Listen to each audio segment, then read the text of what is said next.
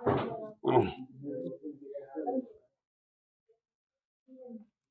देखिए,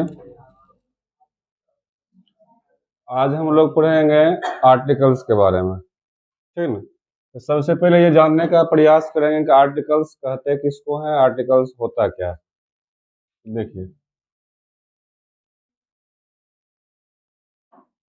ए या एन या दी, तीनों को सम्मिलित रूप से हम आर्टिकल कहते हैं, या यूं कह सकते हैं ए एन तथा दी को आर्टिकल्स कहा जाता है। ए एन तथा दी को आर्टिकल्स कहा जाता है। तो ए एन को जो है वह हम लोग कहते हैं इंडेफिनिट आर्टिकल। कौन सा आर्टिकल? Indefinite articles. और दी को कहा जाता है डेफिनिट आर्टिकल्स।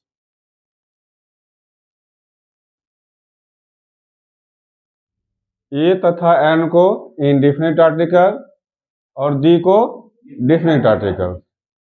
तो दी का उच्चारण कभी कभी द भी होता है, कभी कभी दी भी होता है, ठीक ना।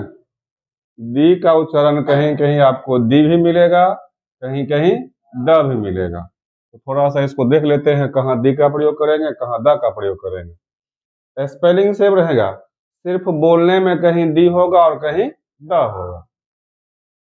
एक चीज जान लीजिए, जब कोई लेटर जब कोई वर्ड का पहला अक्षर वॉवेल होगा, जब कोई वर्ड का पहला अक्षर वॉवेल होगा तो हम उसका उच्चारण करेंगे दी। फर्स्ट लेटर क्या होगा? वॉवेल। और जब फर्स्ट लेटर कॉन्सोनेंट होगा तब उसका उच्चारण करेंगे द, ठीक है ना। जैसे इन द मॉर्निंग, एम क्या है? कॉन्सोनेंट है। In the morning, in the evening, simple सी लॉजिक है, याद रखिए। In the morning, in the evening, in the evening. Evening में ई क्या है? वॉवेल है, इसलिए इसका उच्चारण क्या होगा? दी होगा। और मॉर्निंग में एम क्या है? कॉन्सोनेंट है, इसलिए इसका उच्चारण द होगा। क्लियर? कंफ्यूजन दूर। इसलिए अब घबराना नहीं है कि सर कहीं कहीं दी को द पढ़ा जाता है, कहीं कहीं दी को दी पढ़ते हैं। इसमें कंफ्यूज होने वाली बात नहीं है। दी को आप द भी पढ़ सकते हैं, दी भी पढ़ सकते हैं, अकॉर्डिंग टू यूज के अनुसार कि उसका यूज कहाँ किस जगह हो रहा है। उसके बाद चले आइए डेफिनेट आर्टिकल पे, ठीक। तो सबसे पहले हम यह जानने का प्रयास करेंगे कि ए और एन का यूज हम कहाँ करेंगे, उसके बाद बी का देखेंगे, ठीक ना। तो एक चीज पहले कॉन्सेप्ट में जान लीजिए कि ए एन का प्रयोग जब भी होगा तो वो नाउन के पहले होगा। किसके पहले होगा?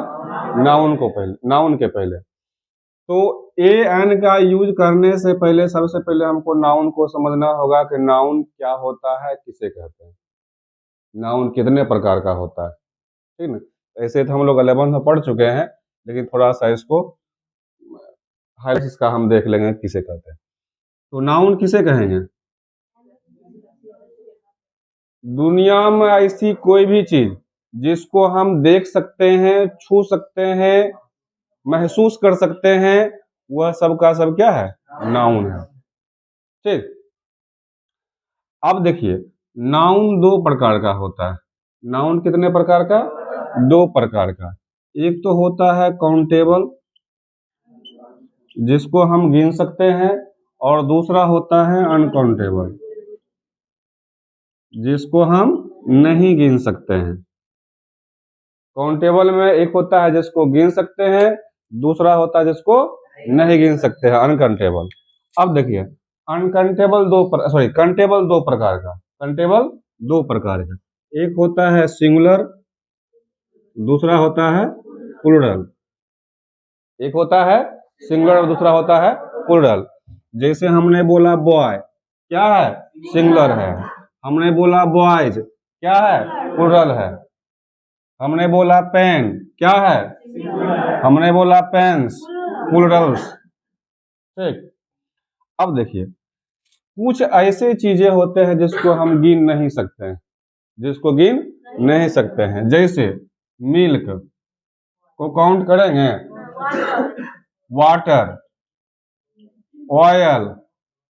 जिस चीज को काउंट हम करेंगे ही नहीं वह सिंगुलर प्लूरल होगा ही नहीं। तो हम कह सकते हैं कि अनकाउंटेबल नाउन का सिंगुलर प्लूरल नहीं होगा।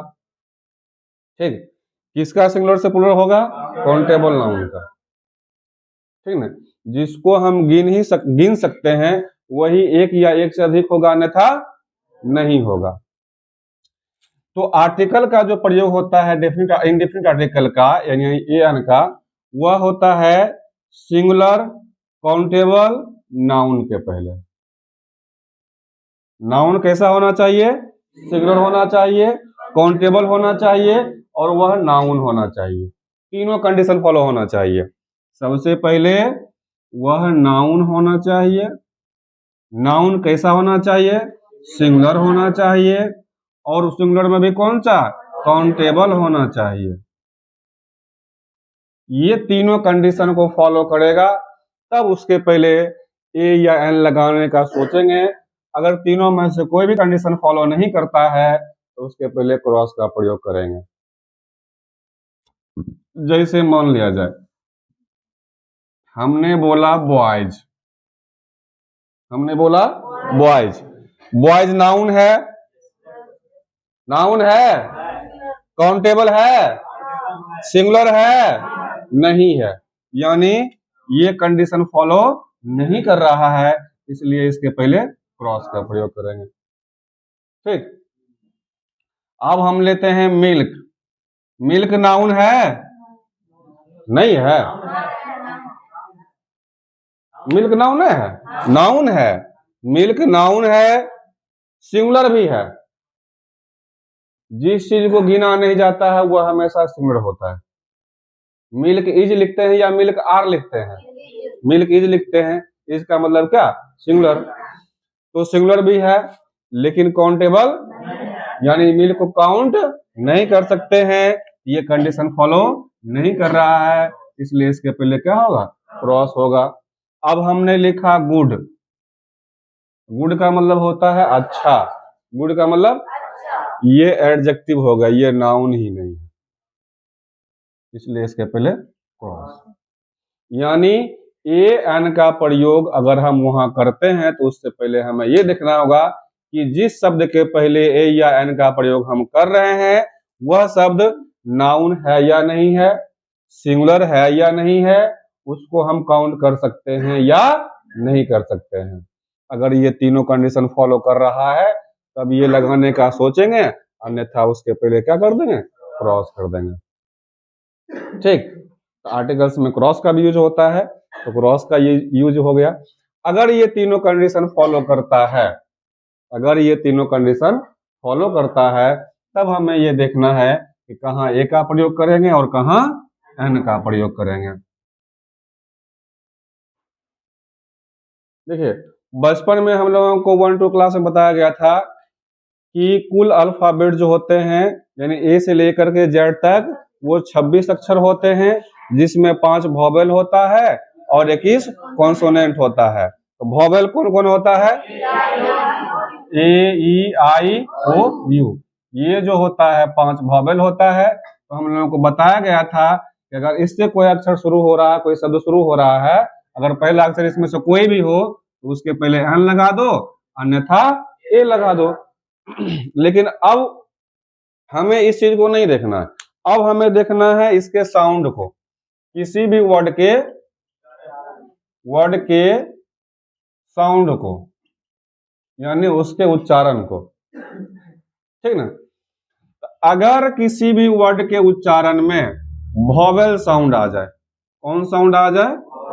वॉवेल साउंड आ जाए, तो उसके पहले हम लगावेंगे एन। अगर कॉन्सोनेंट साउंड आएगा,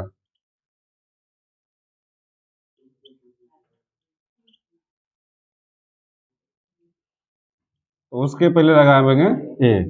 अब ये समझना है कि वॉवेल साउंड क्या होता है और कॉन्सोनेंट साउंड क्या होता है। किसी भी वर्ड का उच्चारण करेंगे, ठीक है ना, तो वॉवेल साउंड का मतलब स्वर वर्ण, कॉन्सोनेंट साउंड का मतलब व्यंजन वर्ण हिंदी में। तो स्वर वर्ण व्यंजन वर्ण आप जानते हैं नहीं। अगर किसी वर्ड का उच्चारण अ से शुरू हो, आ से शुरू हो, हर्ष ई से शुरू हो, दीर्घ ई से शुरू हो, हर्ष ऊ से शुरू हो, दुर्ग ऊ से शुरू हो, ए से हो, ऐ से हो, ओ से हो और औ से हो, ठीक है ना, तो हम क्या लगाएंगे, क से हो, ब से हो, य से हो, र से हो, च से हो, ठीक, इट इज इस सब में से कोई सा से भी शुरू होगा, चाहे उसका पहला अक्षर कुछ भी हो, हमको उससे कोई लेना नहीं है। हमको पढ़ के देख लेना है, उच्चारण करके देख लेना है। अगर वॉवेल साउंड आ रहा है एन लगा देंगे, कॉन्सोनेंट साउंड आ रहा है ए लगा देंगे, जैसे मान लिया जाए देख लीजिए। अब जैसे हम लिखते हैं अम्ब्रेला,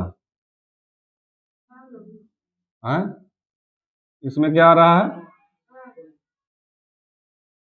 वो आ रहा है, क्या लगाएंगे, एन लगा देंगे, ठीक। अब आ रहा है यूनियन,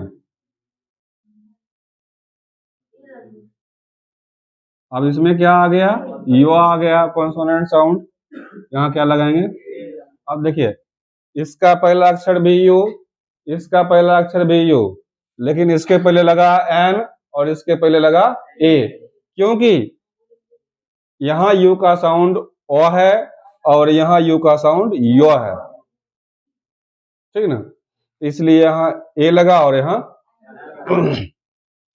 अब जैसे यहाँ देखिए HOUR क्या पढ़ते हैं, आवर, यहाँ क्या लगेगा, एन लगेगा नहीं। अब यहाँ पढ़ते हैं HORSE हॉर्स, यहाँ क्या लगेगा, ए लगेगा। यहाँ भी एच, यहाँ भी एच, लेकिन यहाँ एन और यहाँ ए, इसलिए यहाँ एच का साउंड जो है वह ओ है और यहाँ एच का साउंड ओ है। क्लियर, और कोई दिक्कत है तो बोलिए, इस चीज को समझ लिए। अब देखिए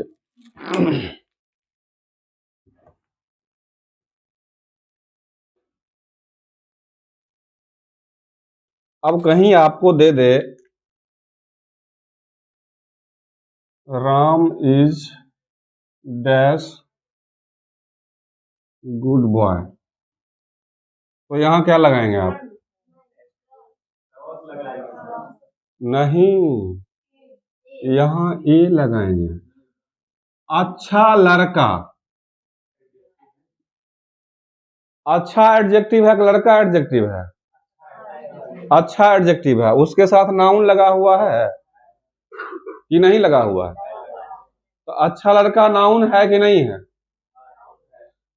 अच्छा तो है ही, लेकिन अच्छा कौन है, लड़का है, इसके साथ नाउन आ गया। तो नियम है कि अगर कोई नाउन से पहले कोई एडजेक्टिव आ जाए, अगर नाउन से पहले कोई एडजेक्टिव रहे और उसके पहले हमें आर्टिकल का प्रयोग करना हो, तो इस एडजेक्टिव के अनुसार हम ए या एन का प्रयोग करेंगे। किसके अनुसार, एडजेक्टिव के अनुसार, किसके अनुसार, एडजेक्टिव का, अर्थात गुड के अनुसार। यहाँ क्या हो जाएगा, ए गुड बॉय, अब यही रहता ऑनेस्ट बॉय, इसको क्या पढ़ते हैं, और एच का साउंड, यहाँ क्या लगाएंगे, एन लगाएंगे। बॉय यहाँ भी है, बॉय यहाँ भी है, लेकिन इससे कोई लेना नहीं है। इससे पहले जो एडजेक्टिव है उसे हमें देखना है कि उसका साउंड क्या रहा, और उसी के अनुसार हम ए या एन का प्रयोग करेंगे। क्लियर, यानी किसी भी नाउन के पहले कोई एडजेक्टिव रहे और उस एडजेक्टिव के पहले हमें ए या एन का प्रयोग करना हो तो उस एडजेक्टिव के अनुसार हम ए या एन का प्रयोग करेंगे, ना कि नाउन के अनुसार। ठीक है, लेकिन इस एडजेक्टिव के बाद किसी नाउन का होना अनिवार्य है। सिर्फ एडजेक्टिव दे दे, यानी अगर यहाँ बॉय हटा देगा तब इस गुड का कोई मतलब ही नहीं है, तब यहाँ क्या हो जाएगा, क्रॉस हो जाएगा। बात समझ गए? यानी एडजेक्टिव के पहले किसी भी नाउन का होना अनिवार्य है। सिर्फ ऑनेस्ट दे देगा, यहाँ क्रॉस हो जाएगा। यानी सिर्फ एडजेक्टिव के पहले आर्टिकल का प्रयोग, इंडेफिनिट आर्टिकल ए एन का प्रयोग नहीं होता है, उसके साथ कोई नाउन का होना अनिवार्य है। जब तक नाउन नहीं रहेगा आर्टिकल ए एन नहीं लगेगा। अब यही दे दे, वेरी ऑनेस्ट बॉय, ये नाउन, एडजेक्टिव, एडवर्ब। देखिए आ रहा है ना सारा 11th वाला। बोले थे ना कि जो बच्चा नहीं पढ़ा है आपके वर्ब क्या होता है, एडवर्ब क्या होता है, जिस बच्चे को मालूम नहीं है वहां दिक्कत होगा। अब मान लिया जाए कि यहाँ है वेरी ऑनेस्ट बॉय, यहाँ क्या लगाओगे आर्टिकल में, ए एन में, यहाँ लगाएंगे ए। क्या लगाएंगे, ए। जब कोई नाउन के पहले एडजेक्टिव हो और उससे पहले कोई एडवर्ब हो तो उस एडवर्ब के अनुसार हम आर्टिकल का प्रयोग करेंगे, यानी ए एन का प्रयोग करेंगे। अगर यही रहता वेरी गुड बॉय तो भी यहाँ क्या लगता, ए लगेगा। अब देख लो, इससे यह साबित होता है कि ए एन का प्रयोग अपने से नजदीक वाले वर्ड के अनुसार होता है, नहीं होता। यहाँ ए का प्रयोग गुड के अनुसार, यहाँ एन का प्रयोग ऑनेस्ट के अनुसार, लेकिन सेम चीज यही लिखे हैं, सिर्फ क्या लगा दिए हैं, वेरी लगा दिए हैं। नहीं, वेरी लगा दिए हैं तो दोनों में क्या हो गया, ए। अर्थात वेरी का प्रयोग, ए का प्रयोग वेरी के अनुसार आया है, ना कि ऑनेस्ट और गुड के अनुसार। क्लियर? कोई डाउट? तो ये था टोटल आपका ए और एन का प्रयोग।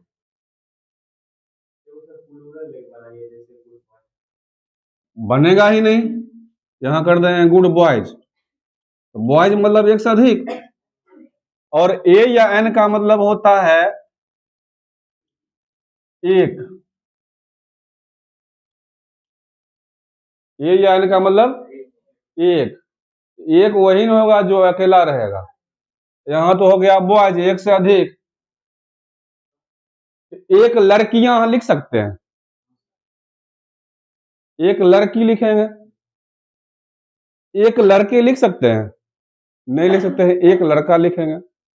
मेरे गांव में एक लड़का है, मेरे घर में 4 लड़कियां हैं, 4 लड़की है, नहीं करेंगे, 4 लड़कियां हैं, एक से अधिक होगा लड़कियां। तो एक जब भी आएगा तो सिंगुलर नाउन के पहले आएगा, यानी ए एन का प्रयोग जब भी होगा तो सिंगुलर नाउन के पहले, अन्यथा नहीं होगा, क्रॉस कर देंगे। ठीक, तो दिक्कत अगले क्लास में दी का प्रयोग देख लेंगे। ठीक।